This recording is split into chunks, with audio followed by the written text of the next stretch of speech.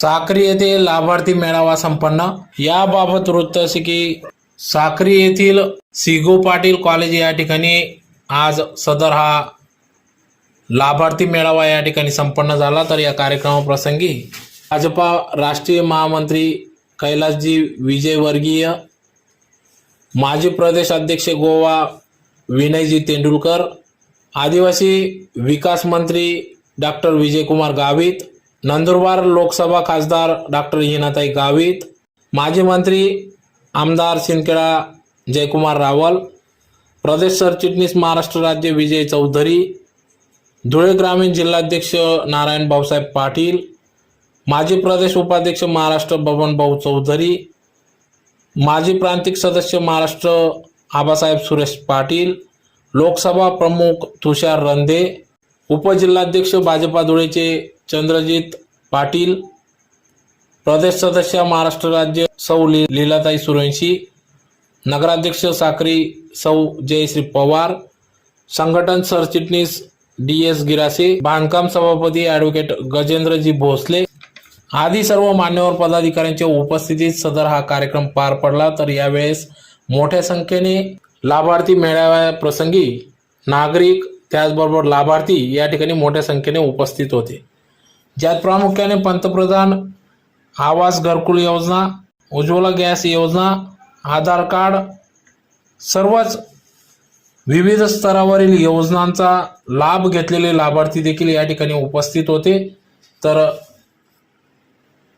पंतप्रधान नरेंद्र मोदी यांनी गरीब जनतेला सर्व सुविधांयुक्त या ठिकाणी उपलब्ध करून दिल्याने या ठिकाणी हा लाभार्थी मेळावा या ठिकाणी संपन्न झाला। तर यावेळेस यापुढे देखील नागरिकांचे हित जोपासले जाईल व नागरिक ग्रामस्थांना विविध योजनांचा लाभ कसा मिळेल यासाठी सर्व स्तरावर प्रयत्न केले जातील।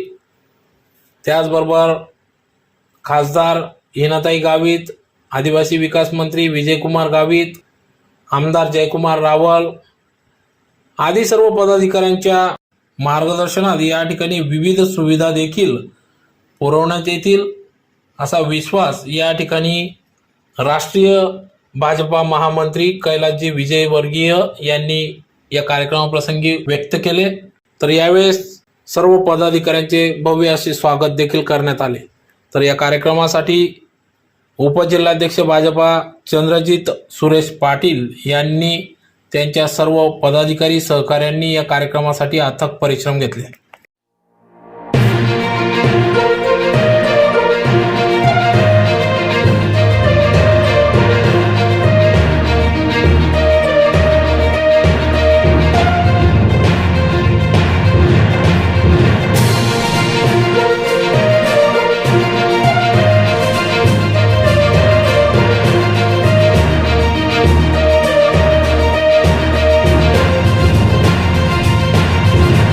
देशाचे पंतप्रधान झाले, त्यांनी कशा पद्धतीने सर्वसामान्यांचा विकास केला आणि तो विकास आपण सर्वजण अनुभवताय, बघतोय।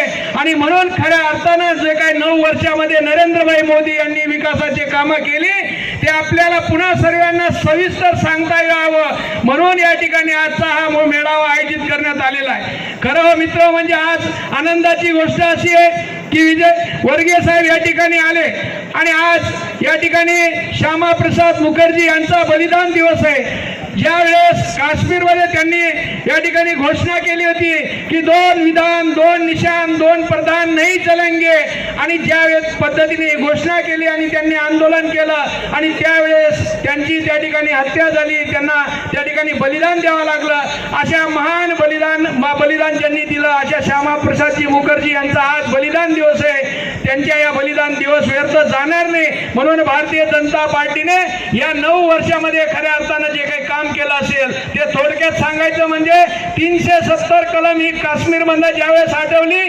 त्यावेळेस कुठेही काही दंगा मस्ती, कुठं एकही भांडण झालं नाही देशामध्ये। एवढं शांततेने हा या ठिकाणी 370 कलम काश्मीरमध्ये लागू झाला आणि खऱ्या अर्थानं आपल्या सर्वांना त्या ठिकाणी आज ज्यांनी बलिदान दिलं त्यांचं हा योगदान या ठिकाणी खऱ्या अर्थानं सार्थक ठरलं. मित्र, आपण आपल्याला सांगण्यासारखं नरेंद्र मोदींनी अनेक गोष्टी केलेल्या आहेत, पण एवढंच मी सांगतो की आपण या 2-3 दिवसापासून नरेंद्र मोदी साहेबांचा अमेरिकेमधला जर दौरा आपण बघितला असेल तर हा दौरा बघितल्यानंतर तुम्हा आपल्याला सर्वांना खऱ्या अर्थानं नरेंद्र मोदी यांचा अभिमान वाटेल. त्यांच्या बाबतीत आपल्याला खऱ्या अर्थानं कौतुक करावं असं वाटेल की नरेंद्र मोदी यांनी देशाचं नाव जगामध्ये खऱ्या अर्थानं 1 नंबरला आणलं. इतका पॉवरफुल पंतप्रधान आपल्याला कधी लाभलेले नव्हते आणि खऱ्या अर्थानं जगावर खरं राज्य करण्याची भारताची जी वेळ आलेली आहे, भारताला एवढं मोठं वैभव प्राप्त केलेलं आहे, एवढं मोठं नाव प्राप्त केलेलं आहे, ते नरेंद्रभाई मोदी यांनी केलेलं आहे. अमेरिकेसारख्या देशामध्ये आज नरेंद्रभाईंचा डंका वाजतोय, नरेंद्रभाईंची वाहवा होते आणि कोणीही खऱ्या अर्थानं जर म्हटलं, कोणीही सहज कोणाचं कौतुक करत नाही, पण ज्या वेळेस नरेंद्र मोदींनी आपली ताकद दाखवली की भारतही काही कमी नाही, हम भी किसी से कम नाही, अशा पद्धतीने जेव्हा जगाला दाखवलं आणि जगाने ठरवलं की आता आपण भारताच्या मागे राहिलं पाहिजे, भारताला त्रास दिला नाही पाहिजे, अनेक जे काही त्रास देणारे देश होते तेही आता गप्प बसलेले. एवढा मोठा दबदबा असलेला, एवढा मोठा कर्तृत्ववान नेता आपल्याला लाभलेला आहे. नरेंद्र मोदी यांच्या माध्यमातून पंतप्रधान आपल्याला लाभलेले आहेत आणि म्हणून त्यांनी 9 वर्षाच्या कार्यकाळामध्ये जे जे काही कामं केलेले ते आपल्याला विजयजी वर्गीय साहेब यांच्या तोंडून आपल्याला या ठिकाणी ऐकायचंय. म्हणून माझं प्रत्येक नागरिक आभार. कारण माननीय मोदी साहेब हे जेव्हा देशाचे पंतप्रधान झाले, परिस्थिती बिकट होती. मनमोहन सिंग सारखा बुद्धिवादी माणसाला तोंडाला चिकटपट्टी बंद करून हाताला पेड्या टाकून त्यांना पंतप्रधान बनवलं होतं. माणूस हुशार होता, पण बोलता येणार नाही आणि करता येणार नाही अशी त्यांची परिस्थिती होती. आणि त्या परिस्थितीमध्ये देश हा खालवत चालला होता. रोज नवनवीन घोटाळे आपल्याला 2G, कोळसा, काय काय त्यांचा कॉमनवेल्थ, घोटाळेबाज सरकारने तिथे केलं आणि देशामध्ये चिंतेचं वातावरण होतं. आणि हा देश जगवायचा असेल, हा देश वाचवायचा असेल तर भारतातले सर्वसामान्य नागरिक एक व्हा, सगळे मतभेद सोडा आणि एक व्हा आणि एक असा माणूस शोधा जो प्रामाणिकपणे इमानदारीने देशाची सेवा करू शकेल. तेव्हा आपल्या सगळ्यांना नजर पडली या बाजूच्या राज्यामधले विकास पुरुष माननीय मोदी साहेबांचा. आणि देशामधला बच्चा बोलू लागला की अब की बार मोदी सरकार. आणि मोदी साहेब त्यावेळेस पंतप्रधान झाले, लाट आली. डॉक्टर श्यामाप्रसाद मुखर्जी यांचा आज बलिदान दिवस आहे आणि मी त्यांना विनम्र अभिवादन करते. केंद्र सरकारला 9 वर्ष पूर्ण होतात आणि मोदीजींच्या या यशस्वी 9 वर्ष पूर्तीच्या निमित्तानं देशभरात वेगवेगळे कार्यक्रम घेतले जाते. आज आपल्यालाही एक सौभाग्य असं प्राप्त झालंय की भारतीय जनता पार्टीचे राष्ट्रीय महामंत्री हे आपल्या साक्री शहरामध्ये खास आपल्या सगळ्या कार्यकर्त्यांच्या भेटीसाठी या ठिकाणी आलेले आहेत. मी आदरणीय कैलासजी आणि आदरणीय विनयजी या दोघांचं आपल्या साक्री तालुक्याच्या वतीनं आणि या विधानसभेच्या वतीनं मनापासून त्यांचं स्वागत करते. आज आपल्याला आपल्या सगळ्या कार्यकर्त्यांना या ठिकाणी खरोखर आनंद वाटत असेल की एका राष्ट्रीय स्तराचे दोघं नेते हे आपल्या साक्री शहरामध्ये केंद्र सरकारच्या 9 वर्षाच्या पूर्तीच्या या कार्यक्रमाला आलेले आहेत. केंद्र सरकारचं 9 वर्षाची कामं जर मी बोलायला सुरू केलं तर 2-3 तास तर लागतीलच, परंतु आपल्या साक्री तालुक्यामध्ये केंद्र सरकारने खूप मोठं योगदान या मागच्या 9 वर्षात केलेलं आहे. सुरुवात करायची म्हटली तर आम्ही ज्या आता रस्त्याने आलो शेवाळी नंदुरबार, हा रस्ता आपल्याला माहिती आहे की फार रहदारी असलेला, खूप ट्रॅफिक असलेला रस्ता आहे आणि खूप वर्षांपासूनची मागणी होती की हा शेवाळी फाटा ते नंदुरबार हा रस्ता मोठा नॅशनल हायवे झाला पाहिजे. मी देखील लोकसभेच्या निवडणुकीमध्ये मला आठवतं साक्रीत भाषण करत असताना मी सांगितलं होतं की आपण सगळे मला निवडून द्या, मी नक्की केंद्र सरकारकडे हा रस्ता नॅशनल हायवे करायची मागणी करेल आणि हा रस्ता आपण नॅशनल हायवे करू. आणि जे काय पद्धतीचे त्यांचे जे प्रिन्सिपल होते त्या प्रिन्सिपलला धरून त्यांनी पूर्ण जीवन वेचलं अशा या नेते नेत्याला मी अभिवादन करतो आणि ज्या नेत्याने आपल्याला ज्या दिशा दिली त्या दिशेने आपला सध्याचं भारतीय जनता पक्षने वाटचाल करत आहे आणि त्याचा आपल्याला अनुभव येतो आहे.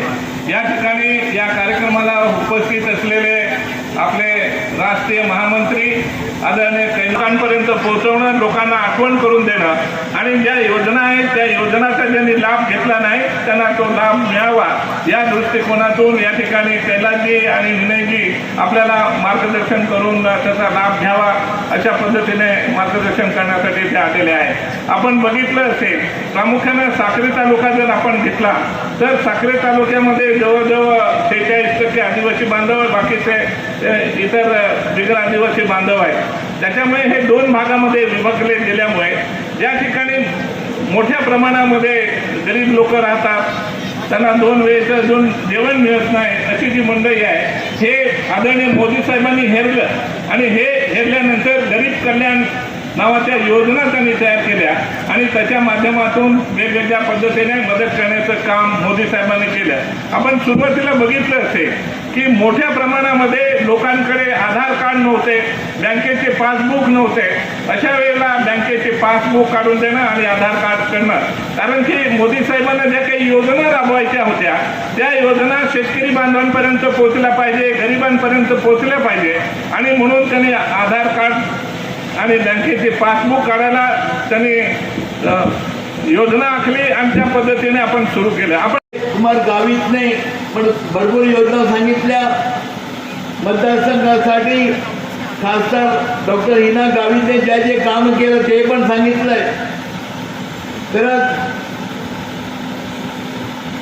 आमचे नेते जेव्हा 2014 मध्ये गावागावात येत होते तेव्हा प्रचारामध्ये सांगत होते आम्ही या भागाचा विकास करणार आणि जर समजा तुम्ही या भागातून आमचा खासदार निवडून दिला तर केंद्रामध्ये आमचं भारतीय जनता पक्षाचं सरकार येणार. त्याप्रमाणे साक्री तालुक्यातील लोकांनी करून दाखवलं आणि नंदुरबारवरून डॉक्टर हिनाताईंना निवडून दिलं. त्याबद्दल सगळ्यांचे आभार मानतो आणि असे तुमचे सहकार्य भारतीय जनता पक्षाला लाभेल, हिनाताईला लाभेल असं मागतो. आणि माझे 2 हिनाताई ने जो बताया कि उज्ज्वला योजना हो या प्रधानमंत्री आवास योजना हो, हर क्षेत्र में इनकी लोकसभा नंबर 1 है. तो एक बार सांसद के लिए जोरदार तालियां बजाकर स्वागत कर दीजिए. मुझे बहुत प्रसन्नता है कि मोदी जी स्वयं एक गरीब घर से आए. आपको पता है ना मोदी जी क्या करते थे? क्या करते थे? चाय बेचते थे. चाय बेचने वाला व्यक्ति जब घर जाता है, उनकी माँ चूल्हे पे भोजन बनाती है. यहाँ पर कितनी माताएं बहनें हैं जिन्होंने चूल्हे पे भोजन बनाया? जरा बताएं, हाथ खड़ा करें. चूल्हे पे भोजन बनाया सबने? सारी माताओं ने चूल्हे पे भोजन बनाया. चूल्हे पे भोजन बनाते हैं तो धुआं निकलता है ना, फिर आंखों में से आंसू भी आते हैं ना. तो उस समय तो कोई पेपर नेपकिन होता नहीं था कि पेपर नेपकिन ला और आँख अपने सीधा साड़ी का पल्ला लिया और आँख साफ कर ली. उस समय जब नरेंद्र मोदी जी किशोर अवस्था में थे, उनकी माँ को जब उन्होंने अपने पल्लू से आंसू साफ करते हुए देखा होगा तो उन्होंने जब भी संकल्प लिया होगा कि मुझे कहीं ईश्वर ने ताकत दी तो सबसे पहले मेरी माँ तो क्या, देश की किसी भी माँ बहन के आंख में आंसू नहीं आने दूंगा. और इसलिए 2014 में जब आपने उनको आशीर्वाद दिया, वो प्रधानमंत्री बने, लाल किले की प्राचीर से उन्होंने भाषण दिया. यदि लाल किले की प्राचीर से उन्हें कुछ दिखाई दिया तो हमारी माताएं बहनें दिखाई दी जो लकड़ी के चूल्हे पे भोजन बनाती है. और वहीं से हमारे देश के प्रधानमंत्री ने घोषणा की कि एक भी ऐसी गरीब बहन नहीं होगी जिसके घर उज्ज्वला योजना के माध्यम से गैस का चूल्हा नहीं पहुंचेगा. लगभग 10 करोड़ माता और बहनों को निःशुल्क गैस का चूल्हा देने का काम हमारे देश के प्रधानमंत्री ने. किसी भी गरीब व्यक्ति के लिए रोटी, कपड़ा और मकान सबसे बड़ी बात होती है. और मकान तो बहुत ही बड़ी बात होती है. मैं तो आदिवासी क्षेत्र इंदौर से आता हूँ. वहाँ झाबुआ, धार जिले में सब दूर जाता था. बरसात हुई कि हमारे आदिवासी भाई परेशान हो जाते थे। उनका घर कच्चा मकान होता था, कभी मकान बह जाता, कभी मकान चूता तो उनको स्कूल में बिठाते। आज प्रधानमंत्री आवास योजना के माध्यम से हमारे प्रधानमंत्री ने संकल्प लिया कि एक भी गरीब इस देश के अंदर ऐसा नहीं होगा जिसके सर पर पक्की छत नहीं होगी। लगभग 4 करोड़ से ज्यादा मकान बन रहे हैं। 3 करोड़ को तो पोजीशन दे दिया, 1 करोड़ को और देने वाले हैं। ये गरीबों के प्रति कल्याण की योजनाएं प्रधानमंत्री के माध्यम से चल रही थी। हमारे हिना ताई ने बताया कि सर्वाधिक प्रधानमंत्री आवास की योजनाएं भी उन्होंने ही लागू की है। यहाँ पर जरा तालियां बजाकर उनका भी स्वागत करें। रेड कारपेट बिछाकर स्वागत किया है। आज यूएस कांग्रेस में हमारे देश के पहले प्रधानमंत्री हैं जिन्होंने दूसरी बार संबोधित किया। वहां उन्होंने कहा दुनिया के सामने कि हम कभी 2014 में दुनिया के अंदर अर्थव्यवस्था में 10वां नंबर था, अब हम 5वीं सबसे बड़ी अर्थव्यवस्था हो गए और आने वाले समय में हम 3री सबसे बड़ी अर्थव्यवस्था होंगे। ये हमारे देश के प्रधानमंत्री ने यूएस कांग्रेस में सारे डेलीगेट्स के सामने कहा। उनका आत्मविश्वास देखने लायक। मैं रात में उनका भाषण सुनता रहा। उन्होंने कहा कि कोविड के अंदर, मैं पत्रकार बंधुओं को एक बात और कहना चाहता हूँ, विकसित देश और विकासशील देश में भारत आता है। विकसित देशों में जनसंख्या के आधार पर जितनी कोविड के दौरान मृत्यु हुई है उससे कम जनसंख्या के आधार पर भारत के अंदर मृत्यु हुई है, क्योंकि हमारे देश के प्रधानमंत्री ने सारे देश को एकदम नियंत्रित करते हुए घोषणा कर दी लॉकडाउन अपने घर में रहो। लोगों ने अपने घर में बैठकर प्रधानमंत्री के निर्देश का पालन किया।